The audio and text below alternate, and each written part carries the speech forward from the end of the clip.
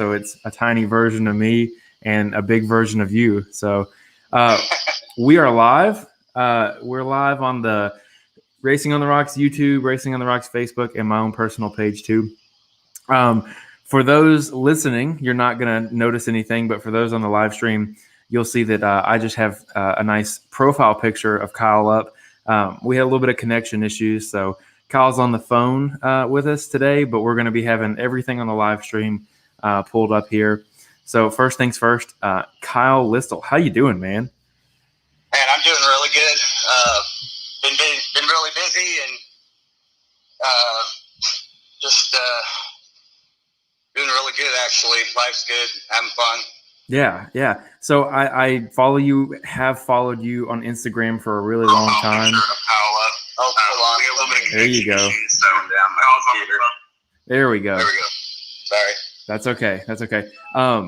So I followed you on Instagram for a really long time, and once the podcast started gaining traction on Facebook, I kind of found you have a UC Fab like RC group, and all of a sudden I made my way to the man behind the camera. So I'm so excited. I've been a huge fan of your work for a really long time. I noticed it first in the RC world, and then learned that you're the man behind a lot of this moon buggy stuff and a lot of the laser nut stuff, which is super cool to see. So I'm ready to get into it, man. How are you doing? How has the quarantine been for you?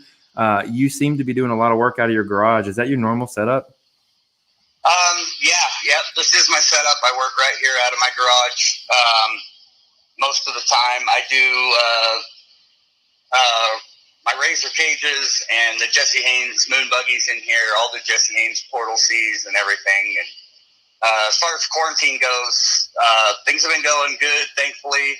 Been blessed as far as that goes. Been probably busier than ever. My wife's been the same, very busy. So we've been blessed as far as that goes. And I work from home, and her work, she is able to also work from home. Yeah, so I have been work from home since March, and I have a really strong feeling that we're not going to go back until January. And I'll tell you, man, going from like the expectation of being in the office and seeing people and doing all this stuff every single day to now I just hang out with my 6-year-old all day, every day. Man, it is a change. It's been a huge change, man. Yeah, I bet. That's good though. I mean, I'm enjoying it. I get to see my wife way more than I used to, and so there is a good part of it, you know. Yeah, absolutely. It's been nice to spend more time with her, and it's also nice to have those little midday interruptions of like she's playing Roblox right now, and so I write code for a living, and we were talking earlier about listening to podcasts while we work and stuff, but she'll come interrupt me, and she's like learning how to play video games now, and that was a huge part of my childhood. So it's been really cool to kind of have her interrupt me and ask questions about games and all this and that. But good interruptions, huh? Yeah, absolutely, man. But where do you want to start? Do you want to start with full size? Do you want to start with RC? Where side by sides? Where you want to start? Well, I mean, it depends on how far you want to go back. Let's go to the beginning, man. All right. Well, let's start we can start all the way back when I was 17. I got my first truck, which was a 88 Ford Ranger. I loved that thing back then. I think about it now, and it's kind of hilarious. But yeah, 88 Ford Ranger. I cut the fenders up and bumpers and stuff, and it had like a Rancho lift on it and 31-inch BFGs and and a rear locker. And I love that thing. I wheeled it for a long time, and all my buddies and my brother and that were all into Toyotas. And they're, you got to get rid of that Ford, get Toyota, So eventually I fell into that and got me a 83 Toyota pickup. Okay. And I had that thing for a long time, and I daily drove it for a long time, even when it was locked front and rear with Alcan springs front and rear and 35s and, got pulled over a whole bunch back in the day. But yeah, did a lot of full body Toyota wheeling for years and years. Lots of Easter Jeep Safari every year. The Toyota Land Cruiser Association event down in Moab. All that kind of stuff. We did the Rubicon. My older brother was good friends with Marlon. From Marlon Crawler, does the Toyota transfer cases. Yeah. So we got to go do a Toyota Land Cruiser event with him. And that was really cool. I was 18, so that was 22 years ago, and now I feel really old. It's not that long, man. Time just, so I'm 25, and like time is starting to slip for me. I'm really starting to understand, kind of, as you get older, like the time starts going faster. Dude, I remember. How old did you say you are? Sorry. I'm 25. Oh, okay. Yeah, you're loving it. Yeah. Love your 30s, man. I'll tell you what. Enjoy every minute of your 30s. I will for sure. So you've got the Ranger. You guys really started getting into it. What was the next step for you, when this became, was this your job? Were you doing production and things like that right out of the gate? No. Back when I was doing the Toyota wheeling and that, I had, plenty of young kid jobs and that, and I spent quite a few years doing maintenance work for Gold's Gym. Oh, cool. Which was interesting, fixing machines and that. Yeah. And then I want to say it was 2001. I had my rock crawler, my Toyota. I had turned it into, at one point it was a full XO, left the whole body, XO caged it, and made everything bigger.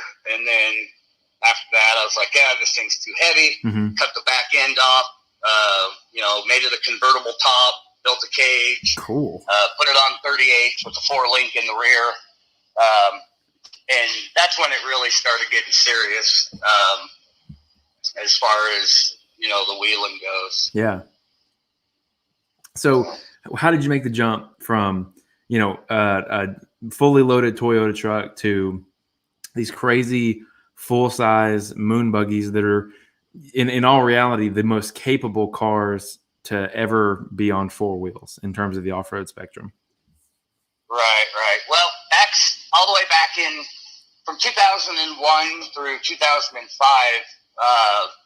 I was a spotter in the U-Rock series. Mm-hmm.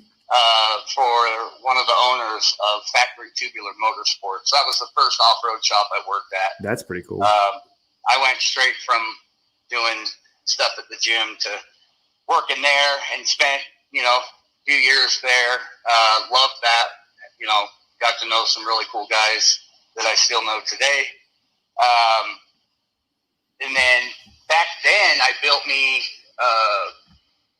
as a company, we were building 2-seat rock crawlers on Unimog portals, old school stuff, and we broke those portals every time we went out. What was the name of the company?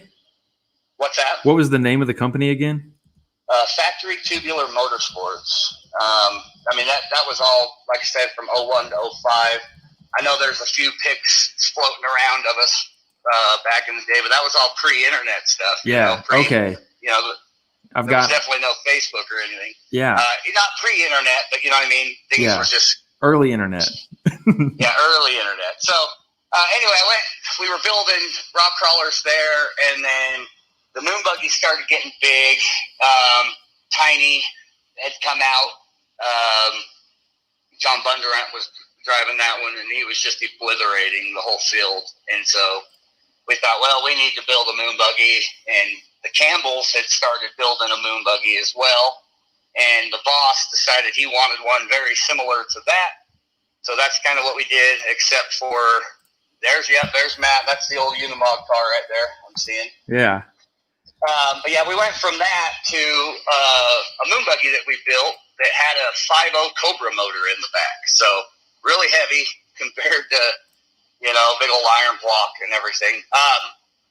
It did okay, but it did not compete with the rest of the moon buggies that were running 4 cylinders mm-hmm. and Volkswagen air-cooled motors and stuff back then. And so it was okay. It did okay, and it ended up getting sold to Masa Racing in Japan. Yeah. And he's just recently cut the back end off and put a 4-cylinder in it. So, wow. That's a Campbell one. Ours looked really similar to that. Yeah. We bought the same axles as that from Curry and everything. You know, that was kind of what he was after. Mm-hmm. Ours was a little longer, you know, a little bit different shape, but not a whole lot. And so that was my first real introduction into moon buggies, was building one like that one there in that picture. But like I said, Campbell had made quite a few at that point, mm-hmm. and it was a good recipe, but the bosses didn't follow the recipe quite right with the big V8. Let me ask you. So is that where the Campbells got their introduction? Is that where they got into the whole fabrication side of things?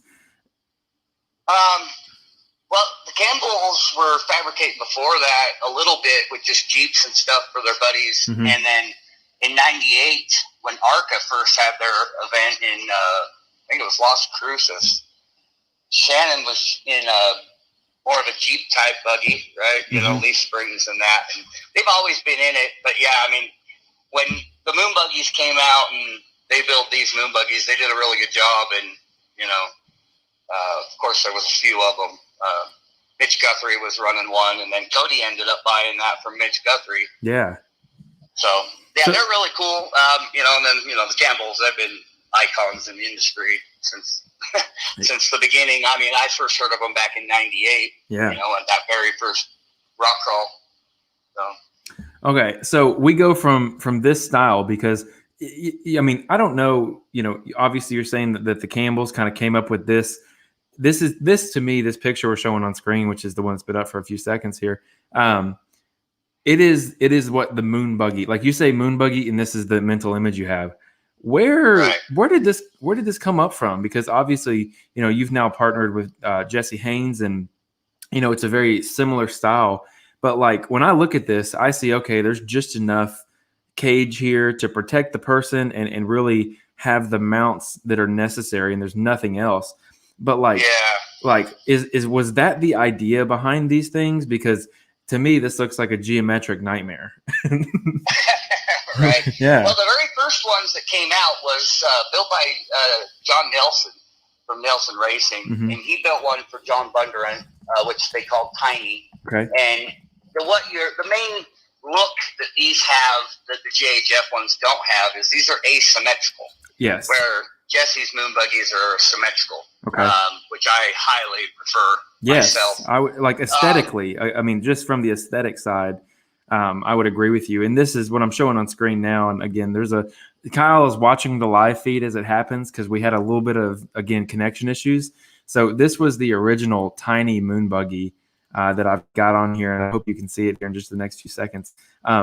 It seems symmetrical, but still very much of the same thing. It looks like the whole premise of these things, when I look at them, is like the whole like steer underneath itself, that whole idea. It just seems like they're perfectly designed for that mentality. Yeah, they are. I mean, for all-out rock crawling competitions, you know, unless something drastic changes, I mean, that's the recipe for building a top-notch rock crawler. And the things that all the moon buggies nowadays have too that these didn't was portals. Yes. These, you know, these are running what a lot of us nowadays call drag axles. Is it because they drag everywhere? Yes. Okay. Yeah, yep. Okay. All right. See, it doesn't it doesn't take a genius. I'm getting there. Yeah. Right. Yeah. So drag axles is a term you'll hear on the comp scene for sure if you're not running portals. Okay. But yeah, I mean, after this, John Nelson built a rig for himself that looked a lot different. Mm-hmm. And if you remember Cody's second moon buggy that he had, it was based off of John Nelson's Scrapper car. Okay, I'm gonna look that up. And if you can look up Scrapper, Tracy Jordan had one. There was a few of them out there, and if I remember right, the Geyser brothers, if I'm remembering correctly, are the ones who built Cody's based off of their platform. Yeah, here they are. I think so. Yeah, I've got one pulled up. It's it seems so like there's chassis from like end to end, and that seems very atypical. Right, like down on the lower frame rails. Yeah, exactly. Yeah. And that is one of the definite things that are a little different with Jesse's, and a lot of that comes down to Jesse. I mean, and I know the other guys did this as well, but when they're thinking about building these cars, it's all about visibility, right? You want to be able to see everything and not have to rely on the spotter so much. Mm-hmm. And when you take away some of those frame rails and all that, it keeps it really wide open. And even more so, like say my car is got a 3-link in the front with the track bar, mm-hmm. and it blocks vision. And so Jesse's brand new car has a 4-link in the front, but it's even more wide open for visibility. Like the only thing out in front of his feet, in front of him, are his feet. Wow.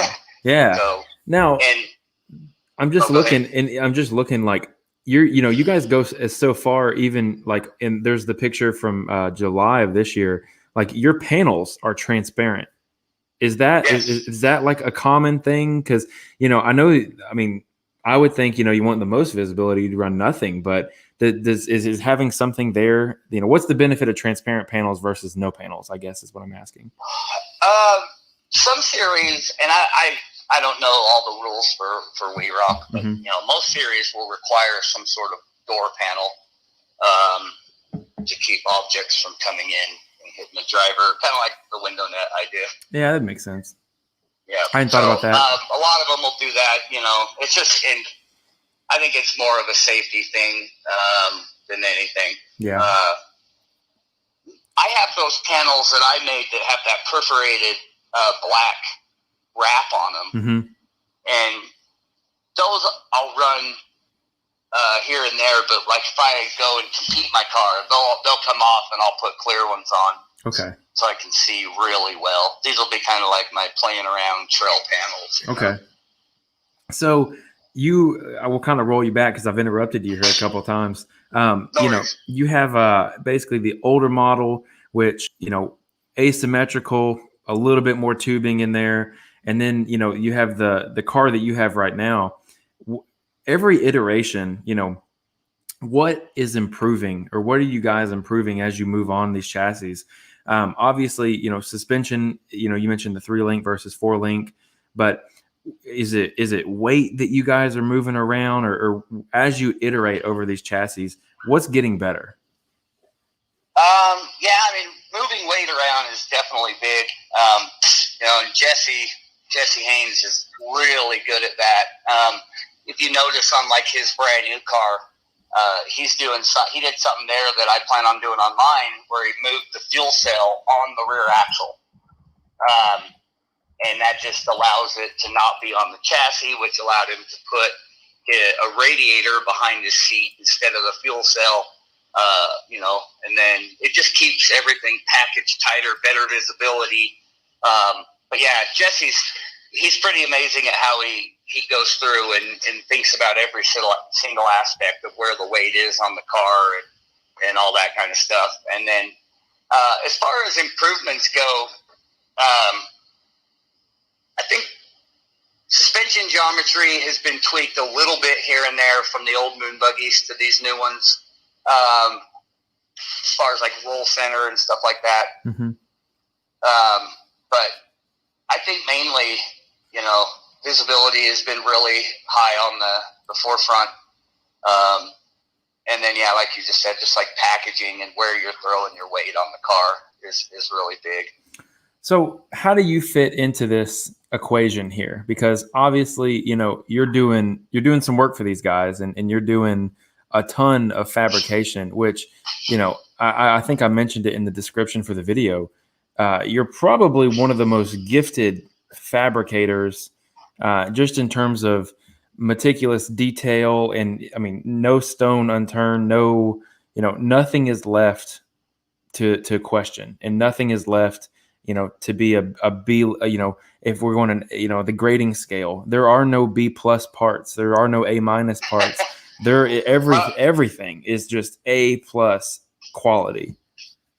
I really appreciate that, and I do strive for that for sure. And I would have to say a lot of that has to do with the people I surround myself with as well.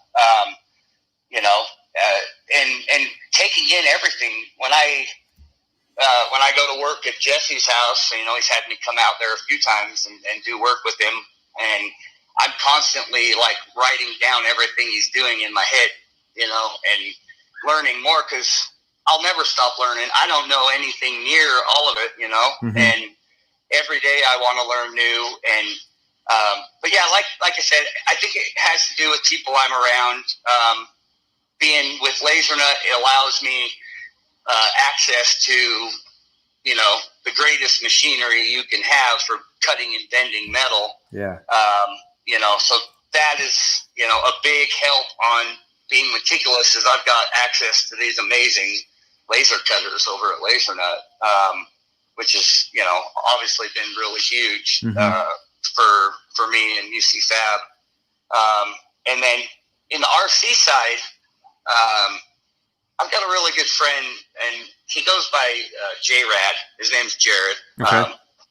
But he goes by J-Rad, and he built himself a little tube chassis when I first got into doing RCs, and he's the same exact way I am as far as meticulous in that. And so we really were good at bouncing ideas off each other. And so when I first built my first RC, but it just goes back to, I kind of feel like I've surrounded myself with other talented people, and I do what I can to harness some of that and, learn from it and apply it to what I do every day. And a saying, and this is kind of funny, my dad told me this when I was really young, and long before it was time for me to get a job, he used to tell me that if you don't have time to do it right the first time, when will you have time to do it again?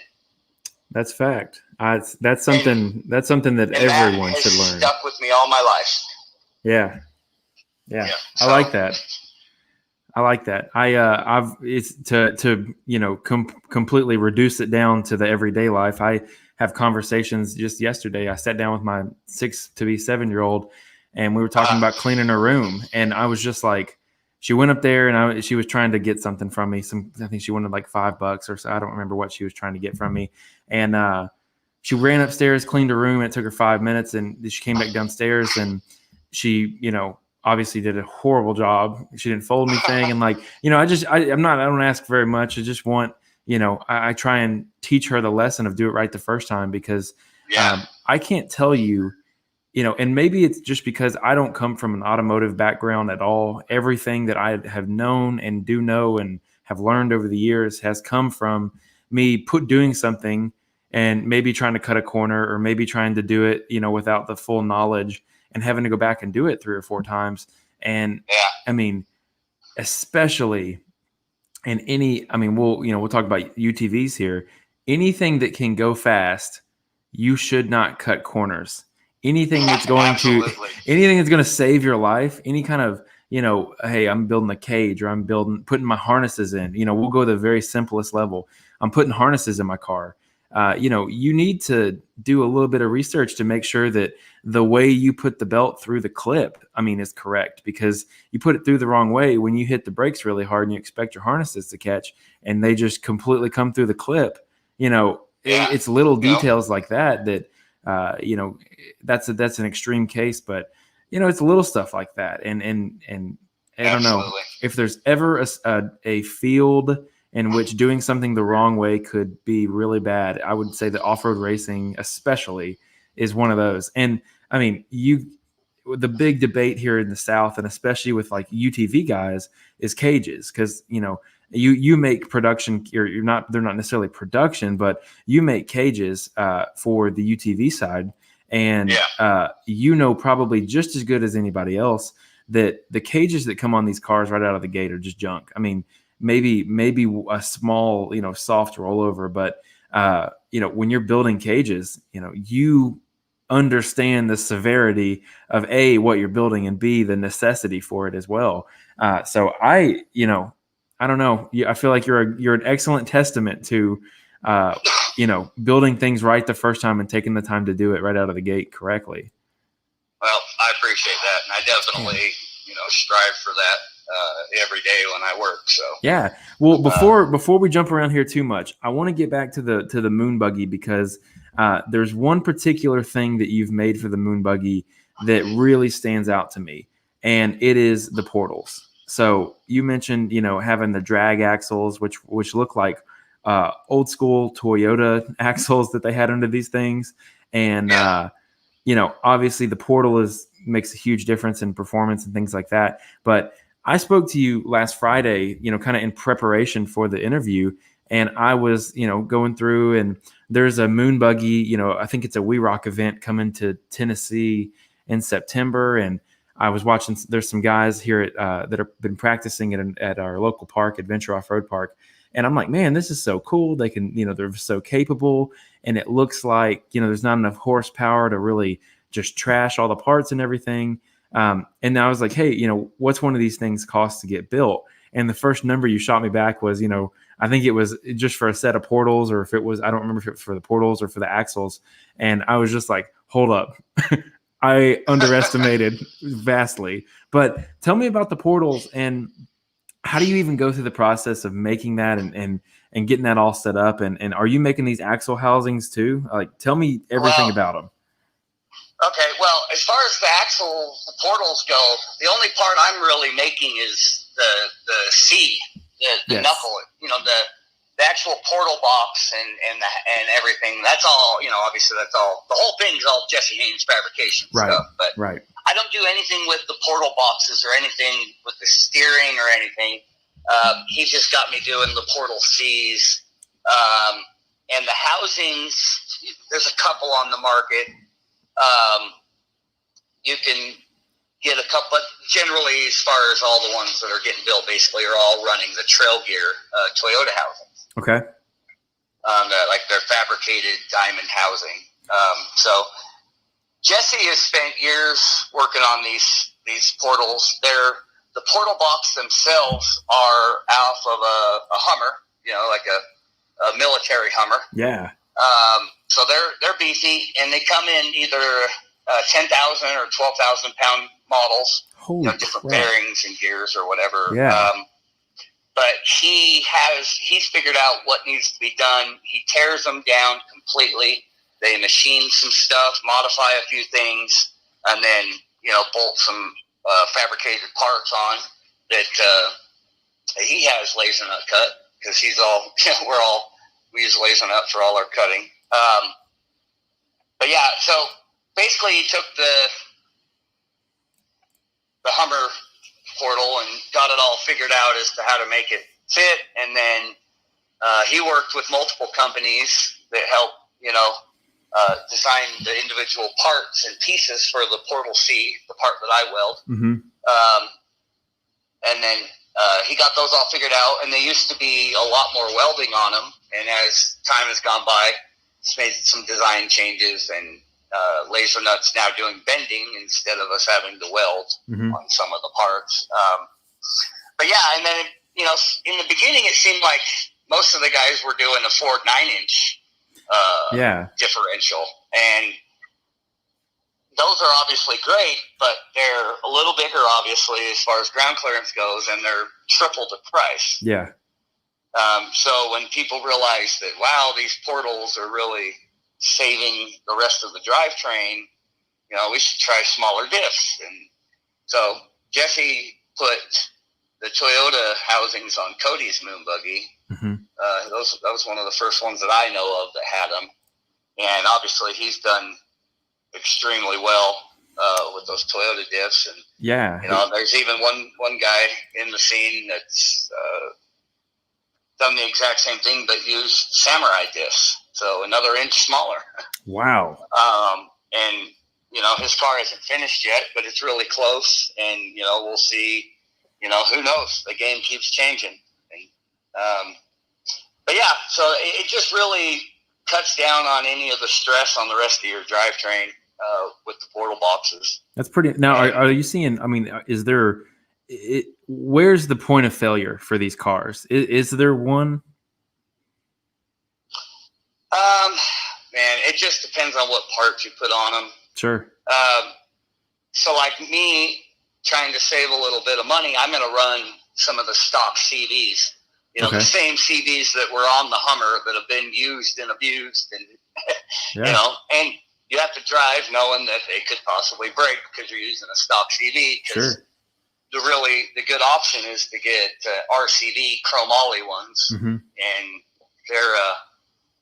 they're more money than I want to spend right now. Sure, I get it. Yeah, shout out to those guys. Those guys, I'm constantly amazed because it seems like every single application that comes up in conversation, RCV has an option for, which I got to give it to them. Like just the fact that they offer so many different things is impressive, and very rarely, I'm not seeing an RCV break probably, ever. The guys that are breaking them, like in bouncers and things like that.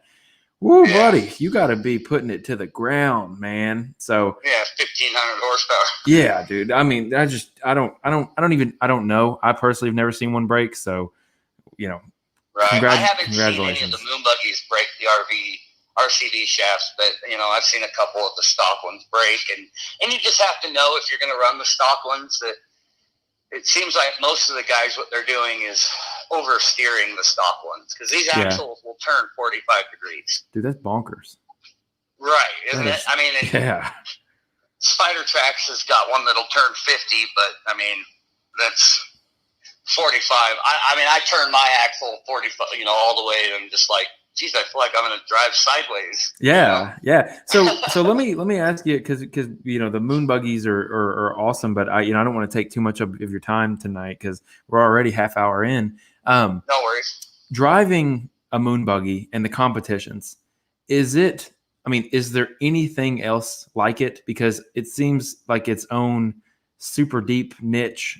You have a very tight, small group of people that do this highest level of rock crawling.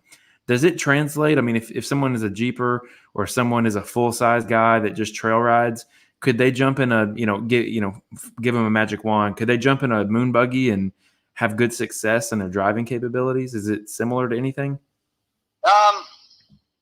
And honestly, to be honest, I have yet to compete in a moon buggy. I have driven plenty, and so I do have experience on how they drive and how, to answer your question.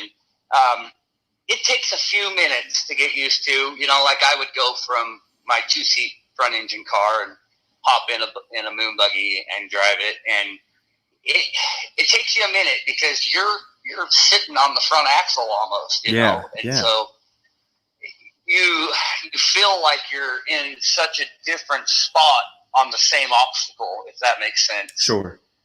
That feeling, I think, is what I had to get over most, of being aware of how far the rear axle is away from where I'm sitting. Mm-hmm. And you know what I mean? That kind of a thing, I think, as far as my experience, I would say that, kind of just where you're oriented in the car. Sure. Makes, the biggest difference. And visibility. I mean, sure. I mean, you're going to feel like Superman as far as visibility when you hop in a moon buggy. Yeah. I got 2 more questions for you. The copper wheels you have obviously are just super stylistic, awesome. To me, they scream the laser nut, feelings. I love it. Having such a big wheel, is that to prevent the tire folding over when you're crazy off camber? Because, typically in most off-road scenarios, you want a smaller wheel and more tire. Right. And that just depends on your, each individual's, the way you like your car. Sure. And this is a conversation I've had with Jesse multiple times because he runs Maxxis, mm-hmm. and they have a 17-inch wheel where the BFG is on a 20-inch wheel. Yeah. And that's a huge difference. For those who don't know, yes. that is a substantial difference in wheel size and a very big difference in the driving experience as well. Yes. Yeah. I mean, I think it goes back and forth. I could definitely see where having more sidewall would help in certain situations and having less sidewall in other situations helping, like you said, specifically side hilling. Mm-hmm. I would think that the BFG would fold over a little less. You know what I mean? Yeah, agreed. Having a lot less sidewall. So, And, but I still think that, and Jesse proves it all the time, that a 17-inch wheel with a 42 still can be just as good as far as performance goes, just different. You know what I mean? And my last question here, obviously, both tires perform well. You mentioned Jesse runs the Maxxis and you run the BFG. Is the BFG just like the go-to? Because when you think of moon buggies, if it doesn't, it's in my opinion, if it doesn't have the crawler on there, the red label, it doesn't. It's like missing the moon buggy brand. Does that make sense? Yeah, I know what you mean. It's hard for me because I get what you're saying, especially. Because John Bondurant was on BFG, Tracy Jordan was on BFG, John Nelson. There was all these the early guys.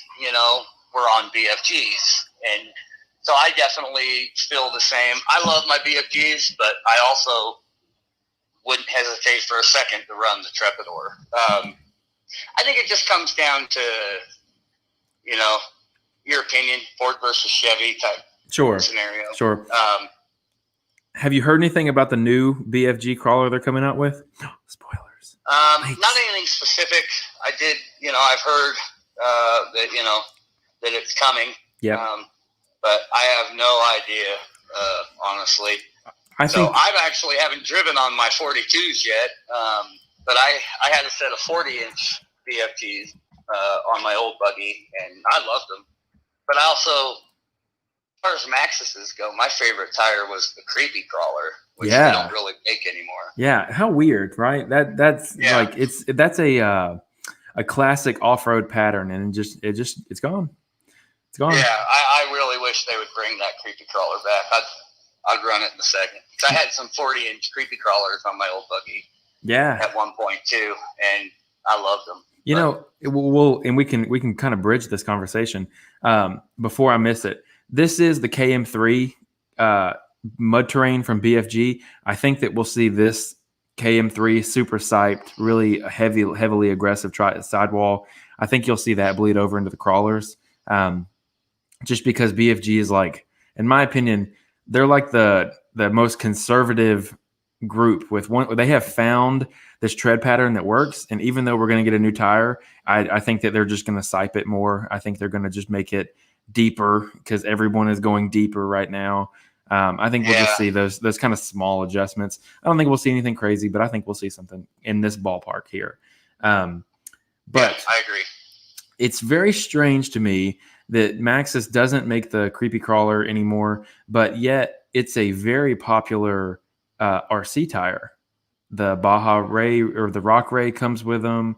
There's a few companies out there that still make them. It's kind of weird to me that they, in their license Maxxis tires, I think that maybe the RC companies are trying to bite on, the recognizable, like the branding. Oh, that's an off-road tire. That's a well-performing off-road tire. It's just like an eye catcher. But I think that it's interesting. They don't do it full size, but RC Maxxis tires are still very much alive in that style. Right. It's weird. But I want to end the show, if you don't mind, talking about the RC stuff. I want to talk about UTVs. Obviously, if you haven't seen it today, Polaris hinted that they're going to drop their let's see if I can find it here really quick. Polaris Off-Road. They hinted that they're going to drop their four-wheeler, their General, and their what is it? Okay, so we've got a four-wheeler, General looking thing. The other one, they have the General and then the more advanced version of the General, which is I forget the name. They have like a General XP. Yeah. Oh, okay. It's the Ranger and then the General. Okay, that's what it is.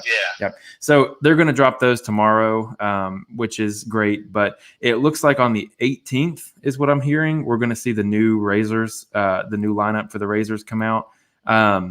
What do you think we're going to get? Because you've had a UTV for a while, but you took the plunge, man. You went full force and got you a 4-seater and have it decked out, dude. That thing is sick, man. But thank you. What do you think? What's coming next? Well, I know that they're really focusing on that new Pro XP, Mm-hmm.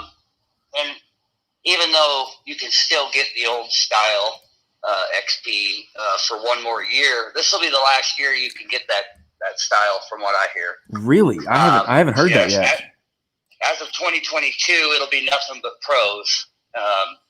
Now, from the grapevine, I hear they've got the Pro XP Turbo S coming out this year. Yeah. Now that I can't wait to see. I was just on the verge of buying me a Pro XP until I heard the S was coming. I was like, well, I'll wait. I like my car.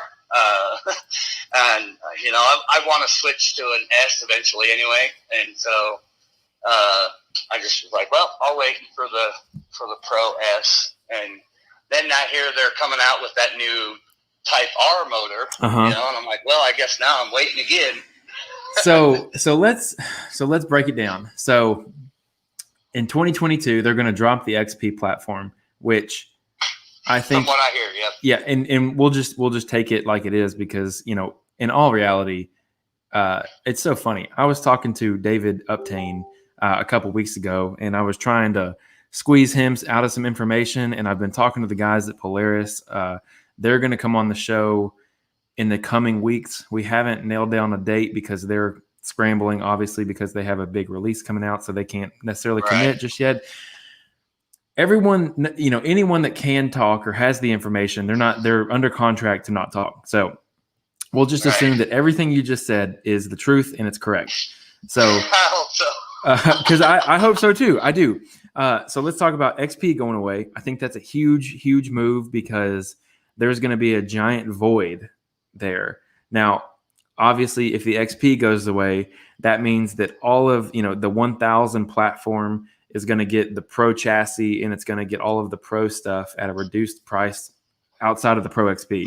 Because what Polaris can't afford to do is lose their $22,000 and under market, because that's right there. So essentially, the Pro XP would become, the bottom of the line Model 2. They'd have the Pro XP, LE or whatever the lower model is called, which I think is cool.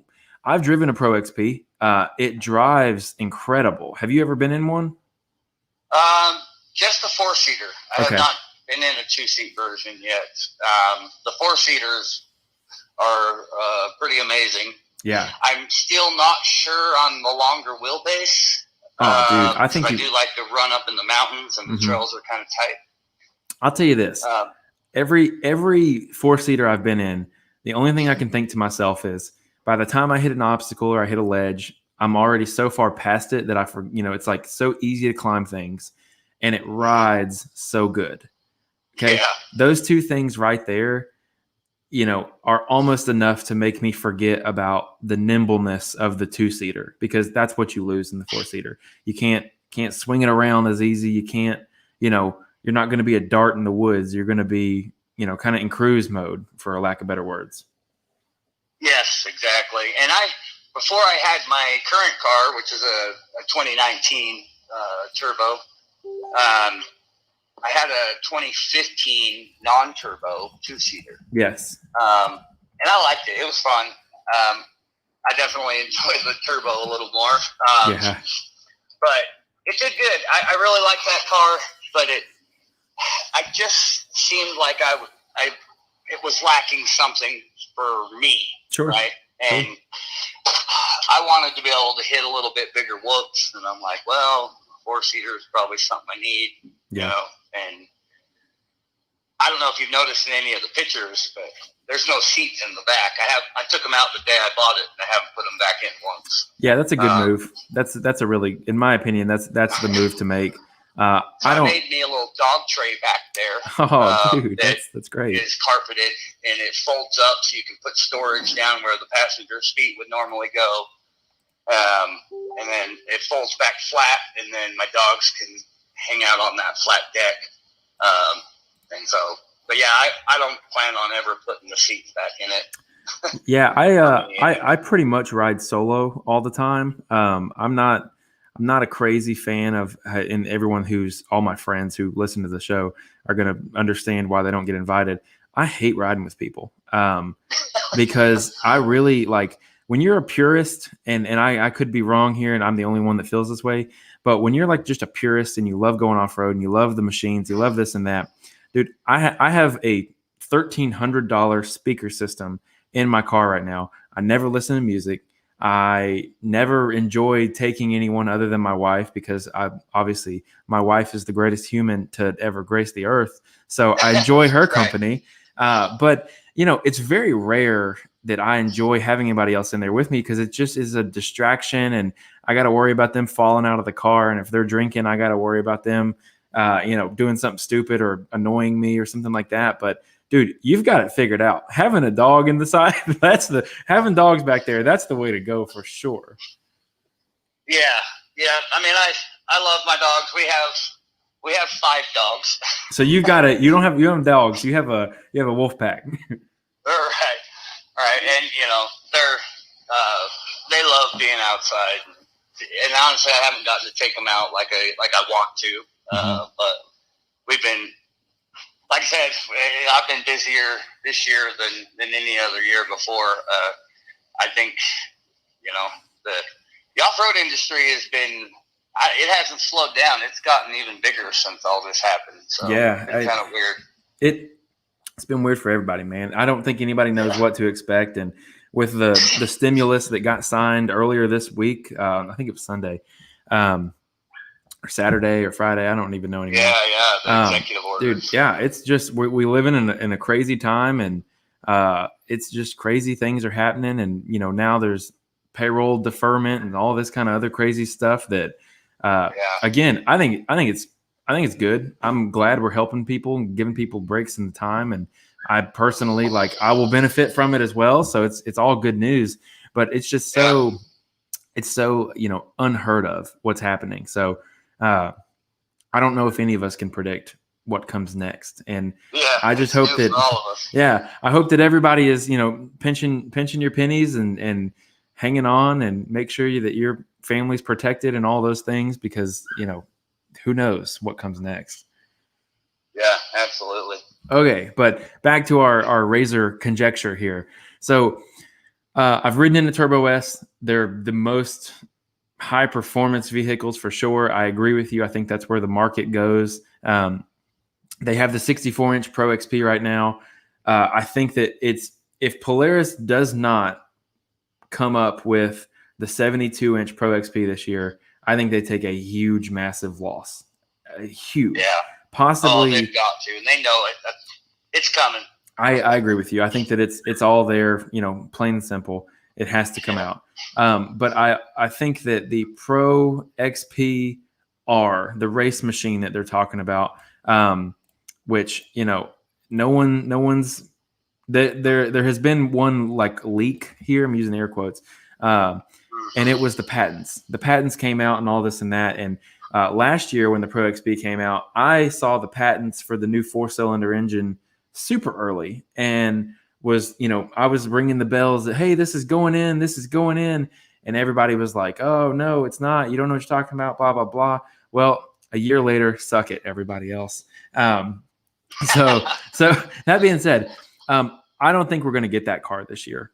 I don't. I think that no, I don't think so either. I don't think we're going to get it in 2021. I don't think we're going to get it then either. As much as I would love to say that Polaris is always really spot on and really timely and everything, I always think that they're probably 2 to 3 years behind. And I don't know how the patent system works and how, when things become public versus when they go into production and things like that. I have no idea. So it could be that those patents were, passed off 2 years ago and they are in production, and there's things coming next year or the year after. But I don't know. And I think that the social media warriors are going to be really butthurt when that new style of car doesn't come out. I think they're going to be all up in arms, but I do think we're going to get that 72-inch car.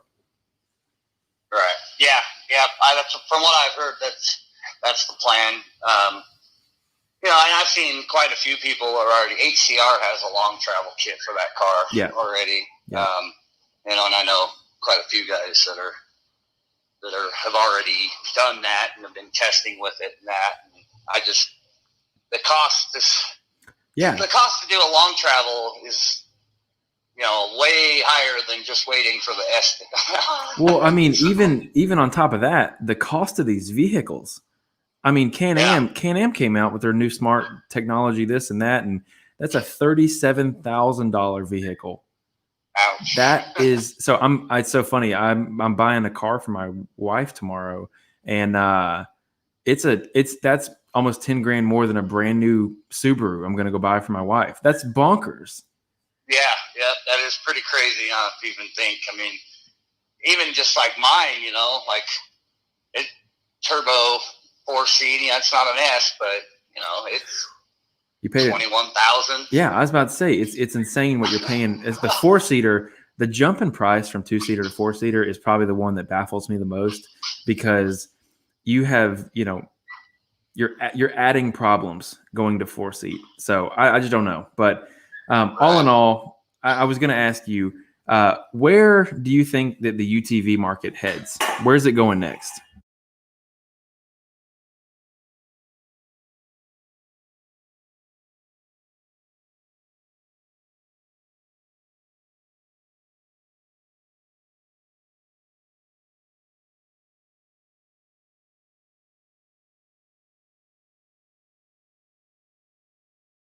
I think that'll always continue, but I just think the cars are going to get more race driven straight from the factory. That's where I see it going. More options that you would need in a race car right from the factory. Like what? Well, and I think speed side by side might be ushering in a lot of this with Robbie Gordon and his new cars, but I wouldn't doubt that soon we see these cars being required to come with window nets. Okay. Yeah, absolutely. I know I'm going to be putting some on mine soon. That's one thing most people don't realize is you barrel roll one of these, you do not have control of your hands. Nope. And most people have no idea. I mean, I encourage people to watch a video of an in-car cab of a rollover before you go drive one of these cars, because you don't have any control. And that's one of the things I worry about. Even when I'm going 65, 70 miles an hour in my car, and I'm thinking, oh man, if something happens here, it could be bad, Yeah. And so that's, I just kind of think things like that, things that are more race technology, maybe more race safety technology, I could see going into these cars. Maybe fire suppression systems right from the factory. That would be, I mean, that's the plague of Polaris, right? Is the fires, right. The fires. So yep. I agree with you. That's where I could see things heading, and I could be wrong, but from like Can-Am's got their rock crawler version that's got all these beefed up parts on it, more race ready right from the factory. You know what I mean? Yeah. I just think that's kind of where it'll be heading as the side-by-side market gets, and it's kind of scary really from someone like me who's been driving off-road cars all my life. You get these people that have never driven off-road and get in a car that's as capable as a 4-seat Razor or Can-Am or whatever, and you can get yourself into a lot of trouble real quick. Yeah, because the car will get you there really fast. It'll go way more places than most people should take them. Yeah, I would agree with you. And even me, I'm not saying I can take mine everywhere. I see stuff and I'm like, I'm not going up that. Dude, that's it's so funny. I had one guy who I was riding with. He gave me a call and he was like, yeah, so and so. He said he doesn't want to go out with us anymore because no one hits the hard stuff, and he's kind of giving me a hard time. He's like telling me, no one hits the hard stuff, and I expected you to. And I was like, look, I have a podcast. I love this stuff. The side by sides are the best. Like my favorite thing ever to do. But I'm not stupid, and I'm not a millionaire. Okay, I don't have millions of dollars. So I'm not going to go, just trash my stuff just because, everybody wants to watch a show. Some guys will do that, not me. But the part B that always gets me, and I talk to these rock bouncer guys and the UTV guys in particular, I don't want to die. I don't want, head trauma. Like I know everyone, there's tons of safety precautions, but I see guys that go out trail riding, on the weekends, they'll just put their harnesses in, no window nets, no helmets, no anything. And they'll go hit a bounty hill that people race on for $10,000 just because. And I'm like, dude, you couldn't, if you told me, hey, if you just try this hill, give it all your glory and all your guts and we'll give you the 10 grand, dude, no thanks. My attempt. And when I roll back down the hill, then like you said, my arm that I lose because it got ripped off in the car, or the bar that I'd hit my head on, or some, the debris that came in and poked me in the eye and I can't see out of an eye. Like, I have no desire to do that and just even attempt it. It's just not, it doesn't make sense to me, Right. Yeah, so, I get it. And I probably drive a little quicker than I should sometimes, but I don't go out and do blatant dumb things. Yeah. If that makes sense. I love going fast. Going fast, I feel like it lulls you into a false sense of security. Because going fast can go pretty south pretty quick. But man, I'd so much rather hit a dirt track than go climb some crazy hills for sure. Absolutely. All right. I have one comment about your Razor that I'm going to make, and I highly recommend it. So I'm looking at a picture of your car. The tender springs on this car are totally collapsed. I already have new springs on it. Okay, perfect. I was like, dude, if there's anything that I can tell people to do is, so the sponsor of the show they have a great upgrade, all things UTV, and this isn't just a plug for them. I have them on my car. Dude, you are robbing, like for $250 or whatever the spring kit costs, you are just robbing yourself of like spinal fluid, because from the factory, just that little spring not being there makes such a huge difference. But I won't go for I don't need to plug the brand or anything, but I went with the full dual rate kit. Yeah. New upper and lowers, and wow. Yes. Biggest change like ever. to me. So look, if I'm going to get a $30,000 car, it better come riding like that. It is insane to me that these cars come riding like crap out of the box. And I get it. They're super capable. There's tons of technology there, but Polaris, if you are listening, and when I interview Polaris, and I think Can-Am has it more figured out, but man, if you guys want to make people so much happier, make a base model that rides good.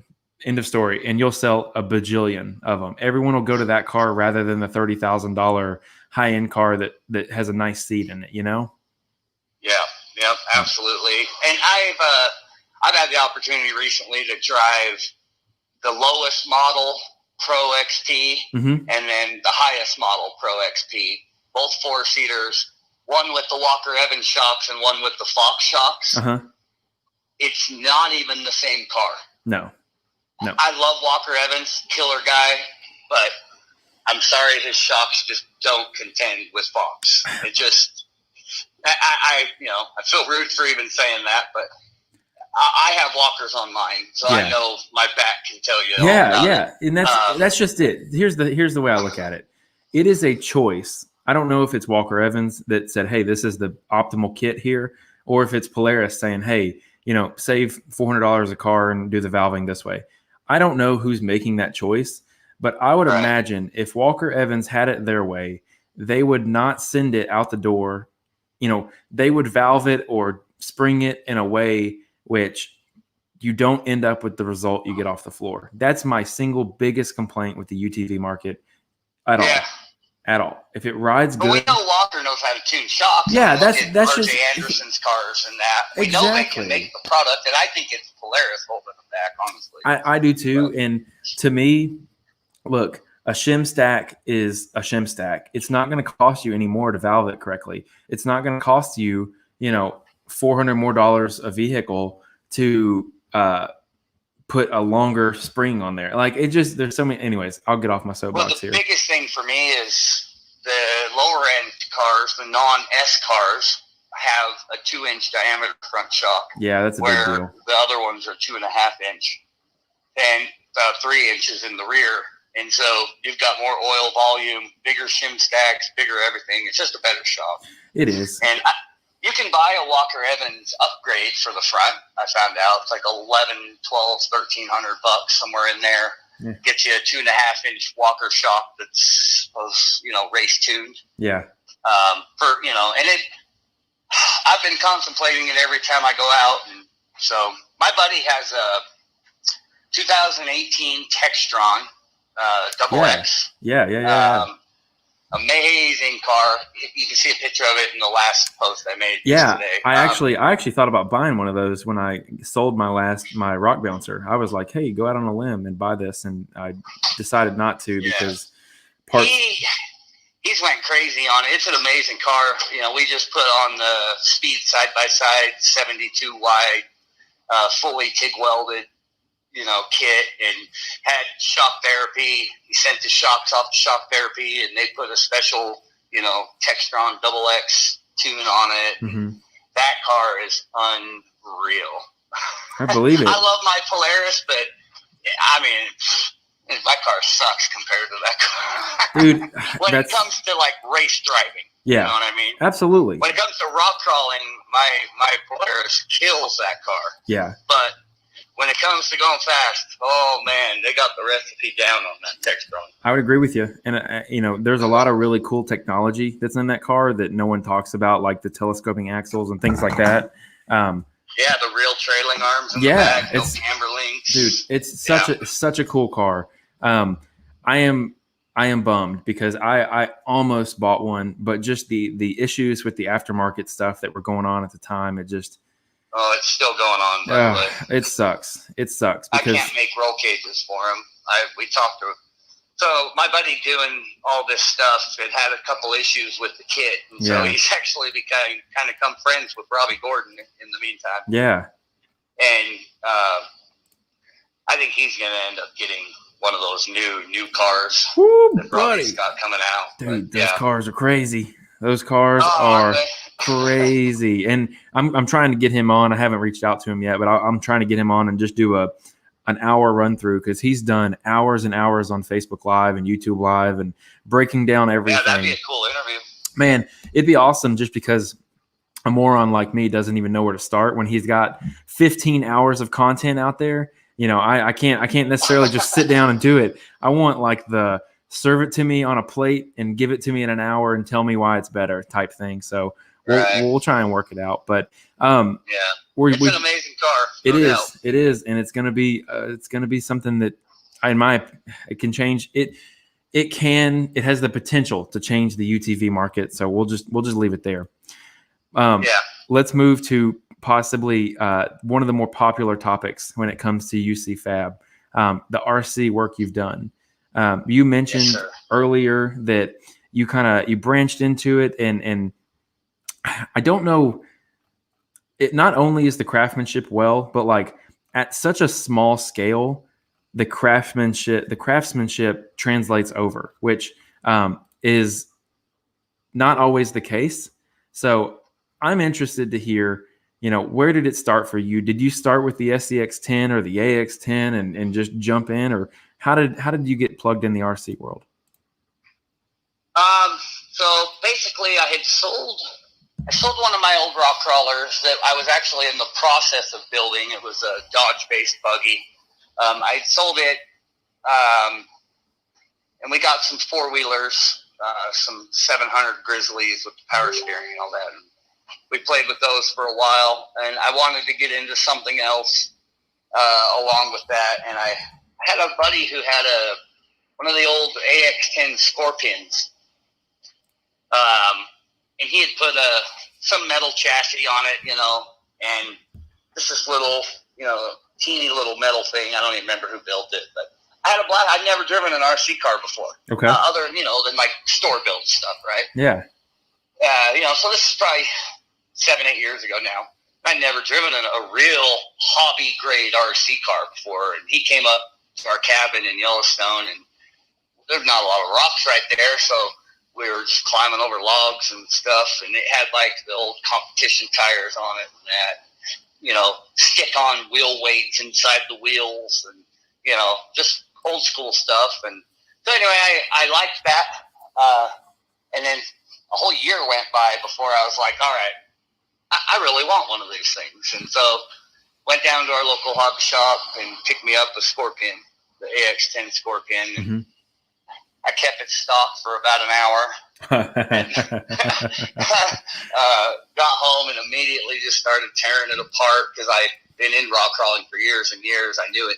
I knew the battery needed relocated. I knew that it needed some weight up front. I knew I wanted to change some shock angles and all sorts of crazy things. And so it just kind of started there. And then got in with a group of friends here locally that were heavily into RC and have been since they were young. Like I had been into full size since I was young, right? Yeah. I realized that they had local competitions here, and I just decided to show up to one of them. And they weren't rock crawling competitions. It was an endurance race. You're running behind your RC car. Yeah. And I did that. It took me about a half a year. They did it once a month. It took me about a half a year to get my first win. The first couple events, I didn't even finish the course. Batteries dying, all sorts of, things you don't really prep for an endurance race. Yeah. When you don't. And so after I got into it more and more, like I said, my buddy J-Rad with that Textron, he built him a little tube chassis, but he made it out of brake line, and it was brazed up with silver solder, just like mine are. That one you got on the screen there is actually a TIG welded car, solid rod. Most of my cars, that car you've got a picture of on the screen is the BDI. That's the very first solid rod car I built. Nope, I take that back. I did build some solid rod PRTs. Anyway, so my buddy J-Rad had built one out of brake line. I thought that was cool. I'm like, man, I really want to build me one. So we took ideas from the car he had built and thought, man, if I did this a little different on mine, and, kind of came up with basically the same design, but different, and just kind of, once we started building ourselves tube chassis, the racing got more intense, the cars got more capable, and we would race every single month, and big groups. I mean, we'd have groups of anywhere from 40 to 100 people showing up. Dude, that's crazy. Events. That's a huge number of people. Yes. And really big. It was a really big racing series, and they still do it. I haven't done it in a while. But so yeah, we did that. And it just started from there as far as building RCs. I built one for myself. People are like, wow, that's cool. I want one, and it just, you start building them for your buddies. And then from there, I just like, wow, it looks like people would really like to have these things. And I like building them. And it was a whole new thing. I mean, as far as one-to-one to RC, I'd say 95% of it transfers directly over. Yeah, absolutely. It's amazing because RC is where I learned primarily how to work on these stupid pieces of junk. And by stupid pieces of junk, I mean full size. I started with RC, went to Jeeps, and then UTVs. And the RC world really helps you get the generic concepts down for sure. Oh, absolutely. It makes a big difference. And so, yeah, it just kind of started from there. And then U4RC, are you familiar with that series? So they do the track style racing where you stand on a driver's stand and kind of like when the whole 4 cars go to Wild West Motorsports for that, you've got a rock pile you blast over. And that got really, really big for a while. And I decided I wanted to build some cars that were designed specifically for that type of racing in the trophy class. So trophy class has to be fully custom, has to be a metal cage, certain wheelbase specifications, widths and lengths and stuff like that, like normal. But it had to be a metal tubing car to compete in that class. And that class really took off for a long time. And I built a car called the PRT, which stands for Pure Race Truck. Now those are going to be the cars way back on my page with they're going to have trailing arms in the rear and then leading arms in the front. Okay. Solid axle front, and I built a lot of those. I'd say that I probably built, I don't know, 40 or 50 of them. And they did really good, competition wise. And then everybody just started switching over to independent cars. And then, the classes split up to trophy independent and trophy solid. Mm-hmm. The solid axle cars just can't compete with an independent car in the RC version. Yeah. Very well. So can I pause you right there and ask you a question? So you just said that the independent cars really have a strong advantage. Every independent car I've had has issues with the front end, and whether it's the differential blowing itself to a million pieces. That's the issue I had in my Rock Ray. I had, an SSD bulkhead, heavy duty gears, everything. It just sucked. But the main issue is steering. It always seems unpredictable in where it's going. Is there a fix for that? I mean, you're the man who's going to know if there is a fix, but I could never get it to go where I wanted it to ever. Well, the biggest thing is on most independent cars from the factory, especially, they're going to come with a servo saver. Yeah. Which is going to be a big spring on your servo, and that's why you're not getting a good feel back of what the steering's doing. So you'll turn the servo, and the spring in the servo saver has to catch up. Okay. So on all my independent cars that I built, we eliminate that, and you just have to have a super strong servo and go straight to the servo, to the steering arm. Okay. But usually that's the biggest difference. And, the biggest problem after that is just steering angles. Some cars are worse than others. As far as steering angle, max steering angle, axial's probably the worst. Sure. I would have to agree with you. The Yeti is not a good car. Oh, it's terrible for steering. So Losi has their stuff way together as far as independent fronts go compared to axial. Mm-hmm.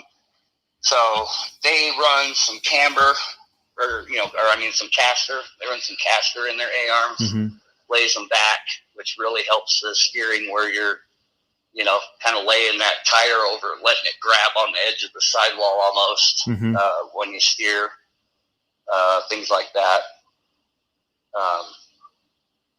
But yeah, the biggest thing is just getting rid of the servo savers if you've got a strong enough servo. Okay. Noted. If you need a strong enough servo, I highly recommend MKS servos. I've had extremely good luck with those. Really? Yeah. That's good to know. But I didn't mean to cut you off earlier. So if you want to continue back to the progression, I think where we left off was the transition from the solid axle front car to the independent cars and what ensued after that. Because, you went from building, I think I have one on screen here, these beautiful front leading arm, trailing arm cars. And then it went to the independent cars, which I'll get pulled up here as soon as I make my way 10,000 years back in photos. Right. But and then it really became a staple of your brand because if you wanted a high end, if I'll say even currently, if you want a high end IFS or independent car at any level, you're pretty much the man. You have it figured out. What are you doing in these chassis that really make the independent suspension so much more functional? Well, I really just kind of play with the geometries a little bit. If you notice, that's a bomber you've got pulled up. Yeah, there. I've got. You're going to see it again. I just pulled up a different picture. I'm trying to find. No worries. If you notice on a lot of the independent cars I've built, I put the shocks behind the axles. They all come on the front. Mm-hmm. And I move them back behind the axle where they would be on a full-size independent car. Okay. I mean, there could be one, but I would be blown away if there's even one single independent car on the market, a full-size one, that has the shocks forward of the axle shafts. There may be some, but I haven't seen them. Now, is that because the angle the shocks would have to be at would overlap on the axle? Because I agree with you. Now I'm rolling through my head. I don't think there is, but is that? I mean, what's the benefit? It's an RC thing, is all it is. It's because they're not putting in the effort to figure out how to make it go where it's supposed to go. So it goes back to steering. What's that? It goes back to the steering, and that shock location behind the axle is a steering benefit. Yeah. Okay. Yep. It helps that, and and also helps with looks. Certainly. Like if you look at, say, my version of the LaserNut car that I built, sure, the shocks are in the exact same location as they are on the real car. But if you look at Losey's new version, the shocks are in front of the axle shafts, way forward of where they would normally be on the real car. No. That seems that's goofy that they would do that. That's just because that's how all RCs are built. It's just that's just what they do. So like on even my Losey cars, I built a couple of Red Dragon-ish. They weren't direct replicas of the Red Dragon, but they're Red Dragon-ish. Mm-hmm. I built a couple of those based off of Losey cars, and they've been really good cars. But the main thing I want to do when I can, and I didn't do that on a couple of those Losey cars. I left them up front for ease. But I know I had told you before, I'm right in the process, and I have both builds started. I've not posted them yet. But I'm building two Triton Engineering Jordan Pellegrino replicas. Dude, have you talked to him about this yet? To Jordan? Yeah. Yes. Okay. Yep. He's wanting. These were supposed to start just before COVID, and because of the COVID, they've been backburnered for a little bit. But I'm just getting ready to start firing on all cylinders back on them. So one of them's going to be. They're both based off the Losey, their SCT platform, which is basically the same as the new car.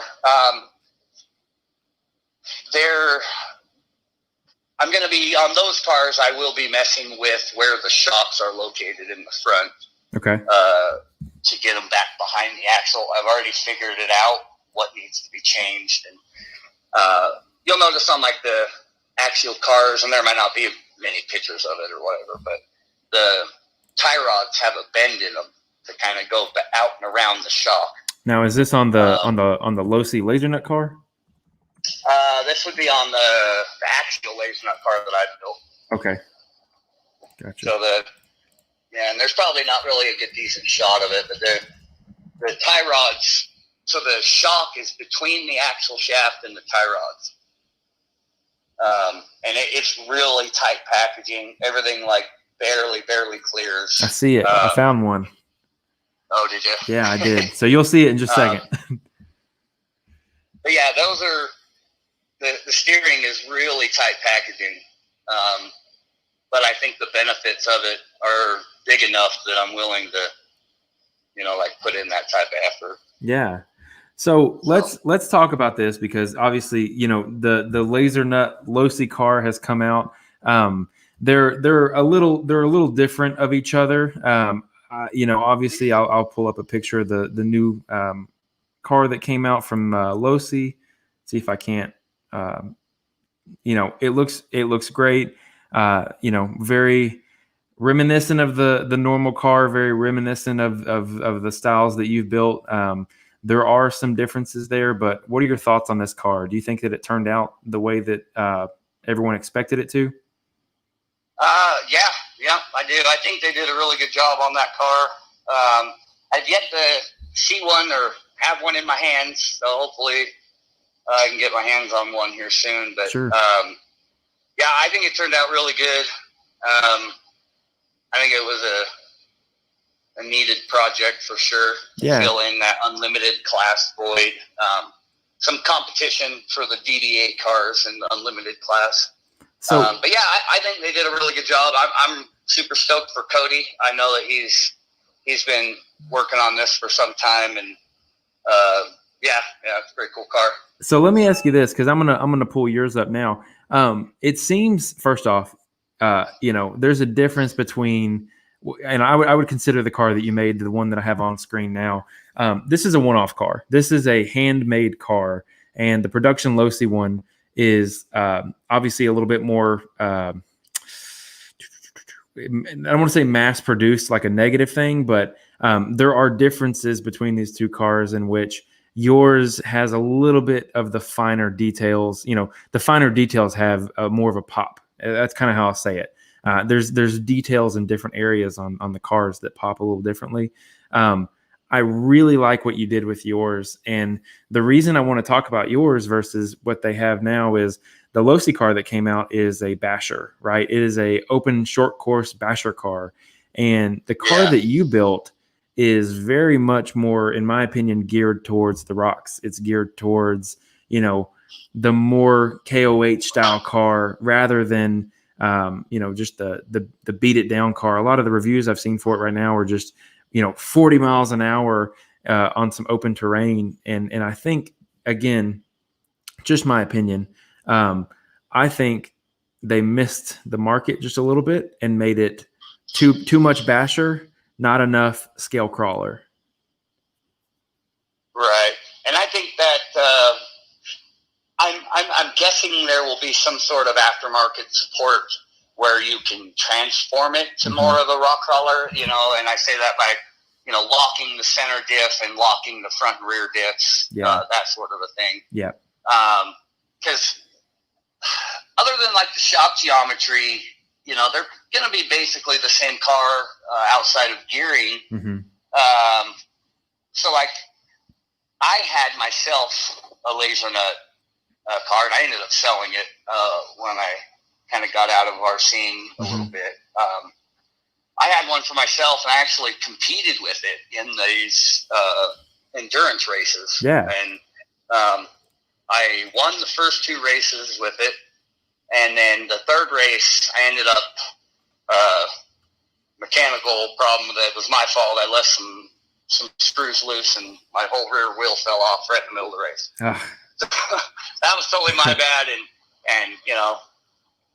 but if the car had a good record for being able to crawl, I just had to crawl different. I had to sweep it wide, knowing that I didn't have that tight steering, and I was competing against other cars like I build. Plus, I'd say 90% of the field were running, super souped up bombers. Yeah. Right. So that was my competition. Were mainly, highly capable bombers. And I could pull on them in the fast stuff and on the side hill stuff, but like on tight turn areas, I could, they'd catch back up to me, and it made it fun because areas where they were struggling, I wouldn't, and vice versa. And I had a good time with it. I raced it a few times, and then I ended up selling it. But that car they're pretty crazy. One thing that most people don't realize I have into those, I have 120 to 150 hours per car. That's crazy. So that's where the price comes from. People don't understand it. How in the hell could someone pay that kind of money? But I mean, if you're paying somebody to do 150 hours of labor, it is what, it is what it is. But now, and just for those who aren't as familiar, ballpark me the price for one of these, handmade laser nut cars. Well, I don't sell them to the public because of the price. Sure. Well, they get. If I was to add up my shop rate times the hours and the parts and everything, you're looking at, ready to run car, $5,000. Yeah.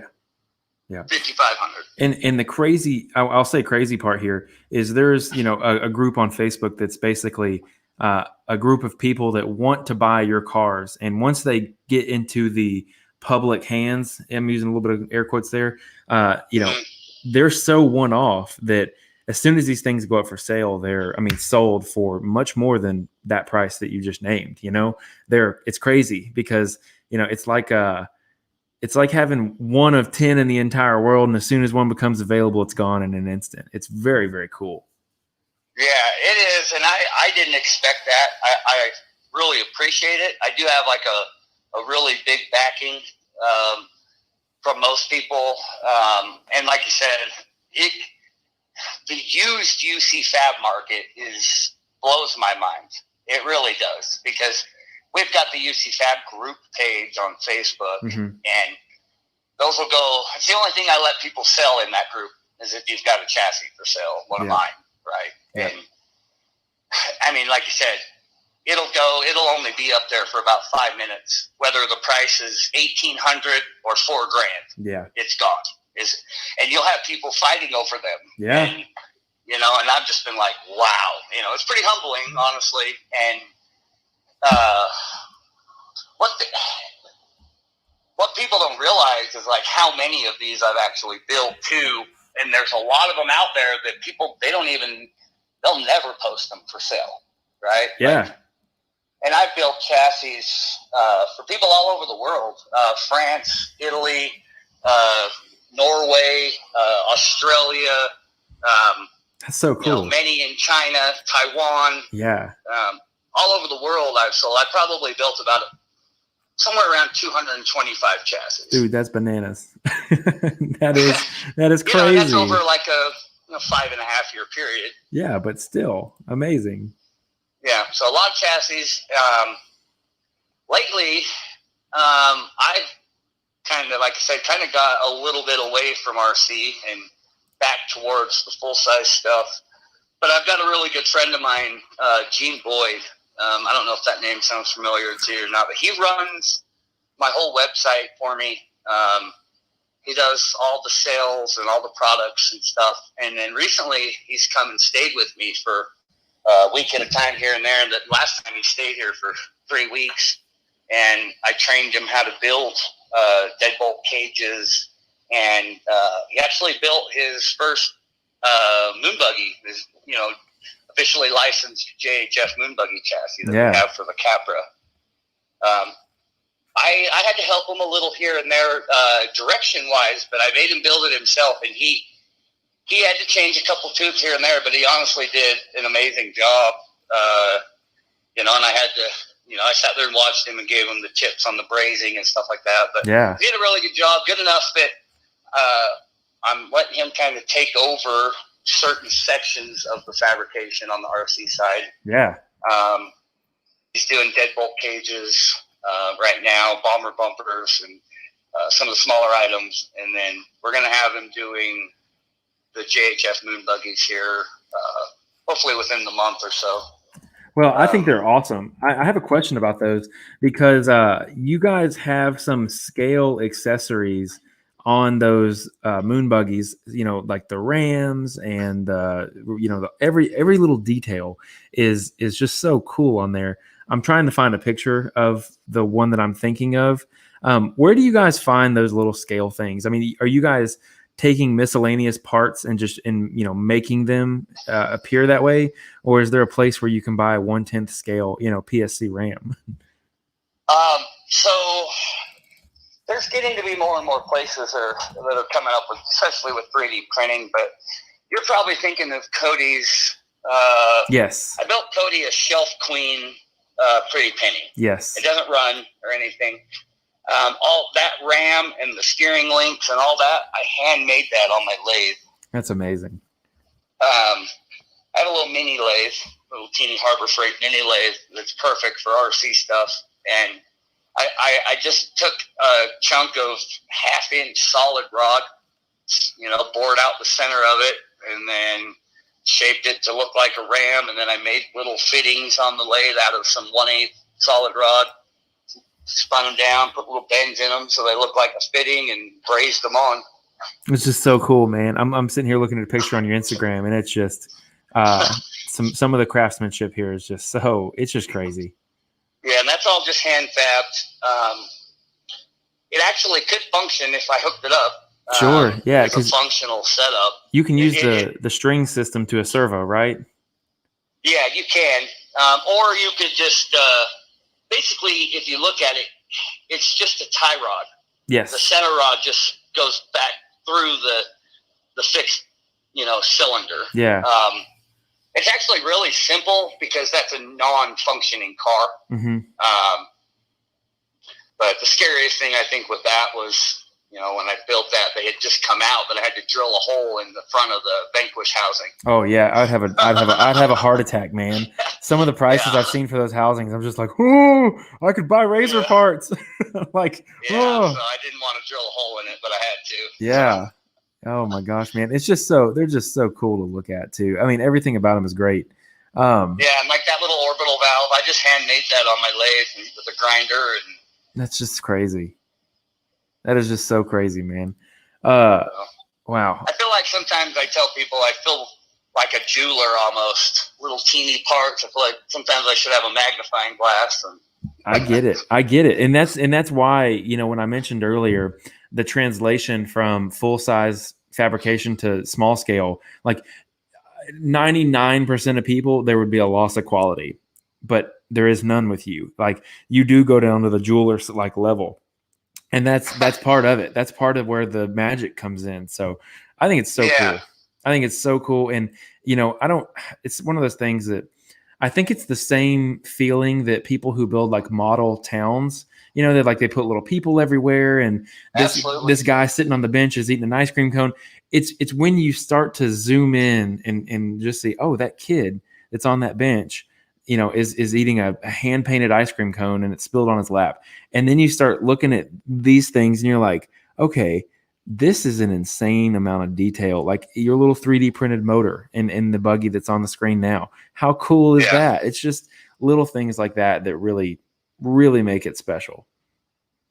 So what I try, and I've always gone this way, and I think this is lost on a lot of the RC industry. When I'm scrolling through Facebook or whatever, and I'm looking at pictures of an RC car, if I click on that picture and I don't look at it and go, man, is that real? Yeah. Then you really haven't done that good of a job. Yeah, I get that.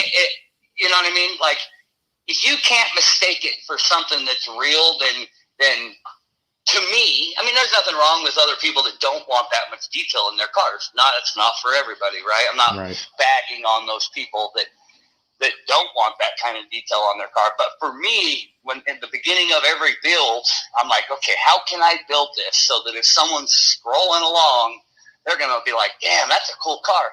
Holy crap, it's an RC. Yep. I 100% understand. 100%. That's why I do the motors and the like on the laser nut car, I made sure the shocks were behind the axle. Yep. So they're in the same position as the real car.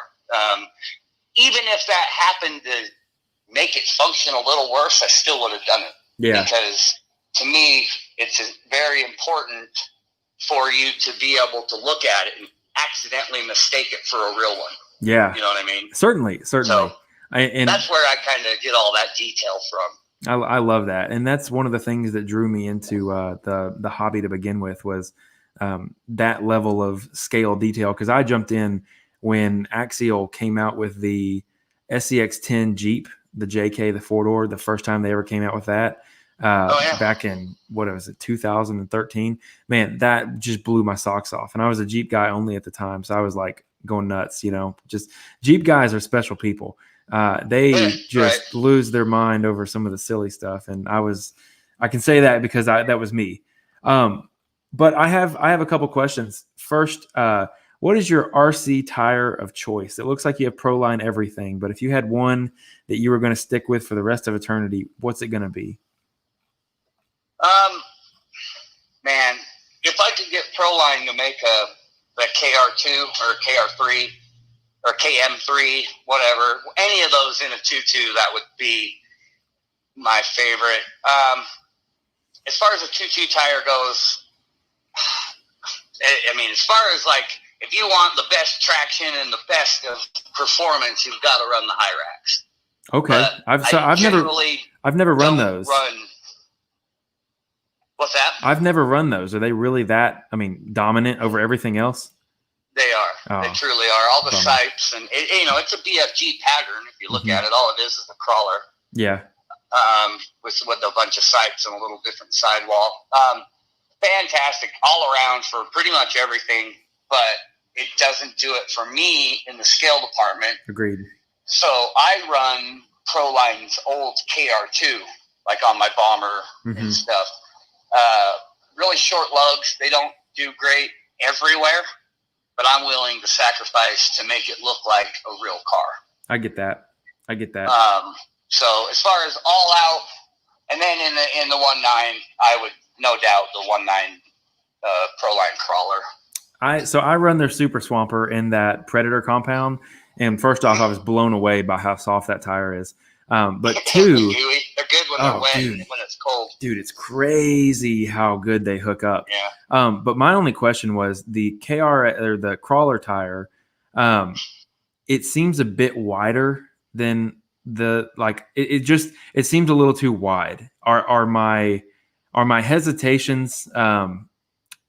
Is that not the case? Are they really? Yeah, they're built with the same exact carcass. Okay. So they're the same width. They might appear, and you might have seen somebody who had them on a wider wheel. That's possible. Yeah, that's very possible. You know what I mean? But they are made both from that XL carcass. Okay. And they're the same width, same height. Okay, I'll have to order me a pair then because I love my favorite tires I run are they're the axial crawlers, just because I love the pattern and they're super narrow. And the ProLine ones are going to be like a 1/4 inch taller than the axial ones. All right, I'm sold. All right, I got to order me some now.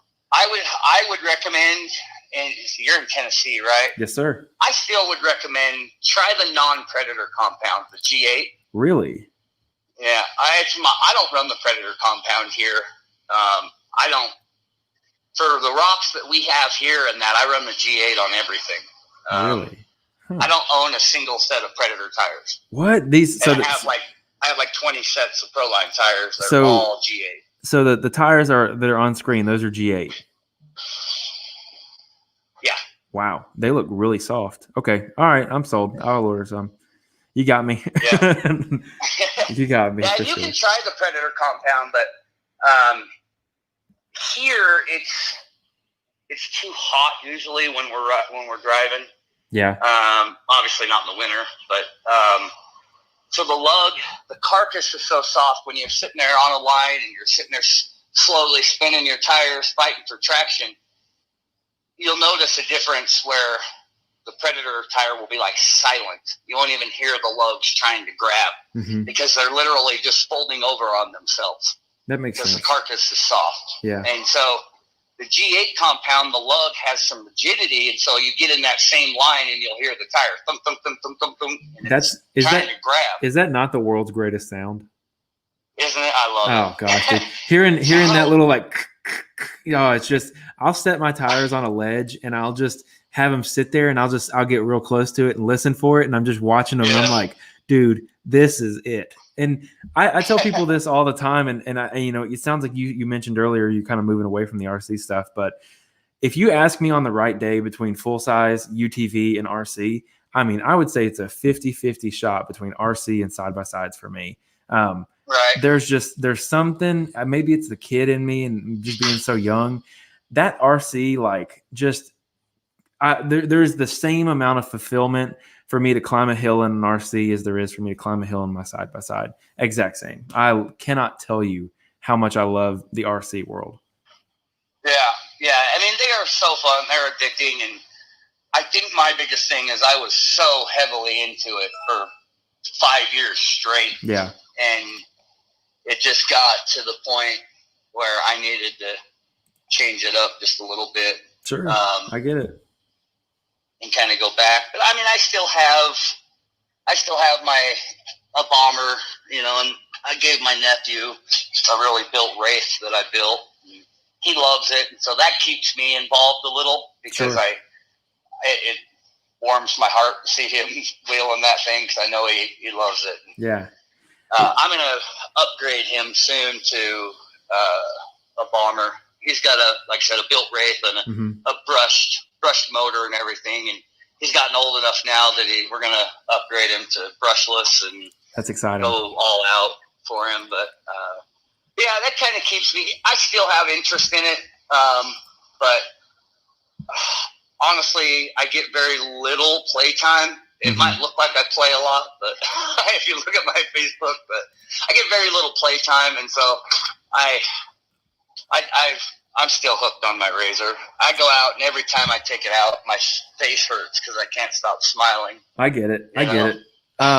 Okay, so I have one last question, and this is my last one for the interview because we're about to bark on 2 hours here. Wow. Dude, I'm super thankful you give me all this time. Yeah. It sounds like you probably haven't. Have you had any experience with the 24th scale stuff? Yeah, I actually have. I've also, played around a little bit with the 1/18th scale. Sure. We had a little racing league here of 1/18th scale, so it is a little different than the 124. But yeah, I have definitely looked at it, and honestly, Jordan's recent posts and Randall's posts lately have kind of sparked my interest in one of those. And I was listening to your podcast with Jordan, and those new Micro Shark chassis that he's making or using, and then now it sounds like he's making his own. I'm like, man, I think I actually want one because, I live in Utah, and the winter months here it can vary. Sometimes we don't get much snow, and other times there's 2 feet on the ground. Yep. So I thought, man, it'd be cool to have a little one again. So I do plan on getting myself and probably my nephew, get him one too, so he can play. But so I've bought 2. Cool. I've bought 2 of them right now, and awesome. I'm already talking my man. I don't even know what he is. I think it's my father-in-law. I think that's right. It's stepfather-in-law, one of those. He came over the other day, and he was like, I want to get one. And I'm like, all right, dude, I'll just buy you one here. You keep it here. You come over anytime because I secretly want a third. But what I'm trying to ask is, would you consider building or having, your guy that you just trained a 1/24th scale chassis that's like a really bare minimum, that Micro Shark style chassis? I think if you used solid rod on one of those things, because the issue is the weight. You can't get the weight perfect without dumping. Light. Yeah, they're just way too light, and either they're too light or the tires are too, essentially you have to buy brass everything. And I've got some weights in mine. I've been messing with it and battery relocation, all that kind of fun stuff. But I still can't just get the total weight of the vehicle to get it to work, how I would like for it to. So I think if someone built, maybe, total, 10 bars in there of 1/24 scale of a full, rod in there, I think you'd have enough weight to get it to work without having to add all the brass. Because I know Jordan, he uses aftermarket axles to help get some weight. He uses brass extensions or wideners and a few other things. I think if you build the chassis not out of 3D printed material, I think that fixes it. And I think that you can run everything stock and have a bigger tire because obviously you're going to get the body out of the way. I think that that's the answer in my opinion, but I need someone to build one for me. And I've been trying to find someone to do it, and everyone's doing 3D printed because it's cheap and it's lightweight, and if you break it you can just do it over again. But I'm thinking that you get some steel rod in there, and this could be you could pretty much have it figured out. Well, I'll have to get my hands on one. I mean, it'd be cool to make a little micro JHF moon buggy or something. Yeah, dude, that's whatever you come up with. Just let me know, and I'll keep an eye on everything. And when you get your hands on one, just keep me in the loop because I'm interested, and It seems like there's a huge market here. I actually have built a course at my house now ever since after talking to Jordan. He has the COVID Nationals. I'm calling mine the Southern COVID Southern Nationals. So I've got a huge, it's a huge dugout, trench style race where they've got optional lines and, the straight line has rocks in it and all this stuff. So I just built a little sand pit for him to add on to my rock garden. So before you know it, we'll have a pretty decent course out here. And I'm trying to get my buddies into it. So all that being said, I think that they're they're right there with 1/10 scale and all that kind of fun stuff. And I've even got a 1/10 bouncer, which is really a lot of fun. Super high KV. Just crazy amounts of just rip 'em up power. So that's really fun. But I would say I play with my 24th scale 10 times as much as I do anything else.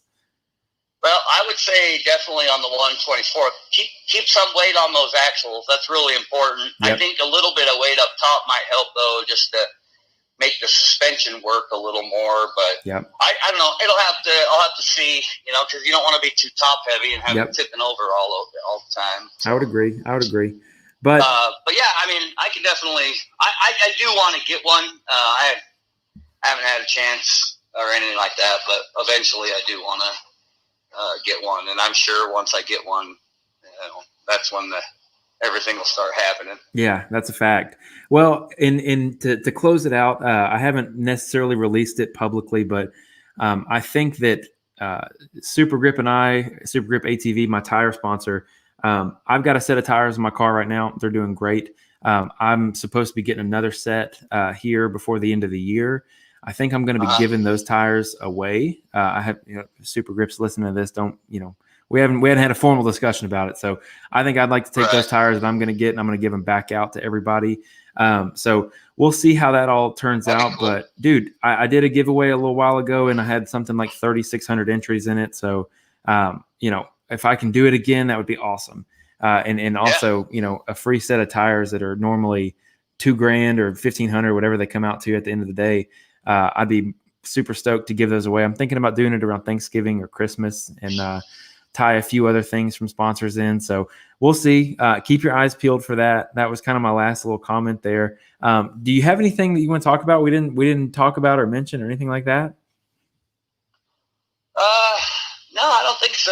I think that pretty much covers it all. I mean, I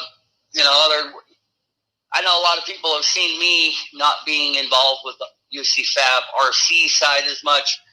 To those people, I would say, we're not going anywhere. We've got, now that, things are somewhat getting closer back to normal, we're going to be ramping things back up, actually, with my buddy Gene and some new stuff. I've got the Port Pellegrino cars. Gene's going to be doing the official licensed JHF moon buggies. So, I mean, we still got lots going on the RC side. You just don't see a lot of it for me. So that's kind of why we have the group. So if you're not in the group, go ahead and ask for a join on there and you can get more RC content there. Certainly. But yeah, other than that, we're not going anywhere. We're still doing full-size stuff and we'll be doing RC stuff for a long time too. Well, Kyle, let me tell you this, man. I'm going to have to get you back on the show again. I'm so glad that we could make the schedule happen and all that stuff. You are for sure going to be a return guest, and I'm so excited about it because I know between now and whenever we choose to have our next episode, there's going to be a lot of stuff that you guys have working on. So I'm stoked, man. I'm so stoked, and hopefully the next time we talk, we're talking about a Pro XB R that's out, and you've bought one, and you you have it all the bells and whistles are done. So with that, man, anything else before we close it out? No, I think that's it.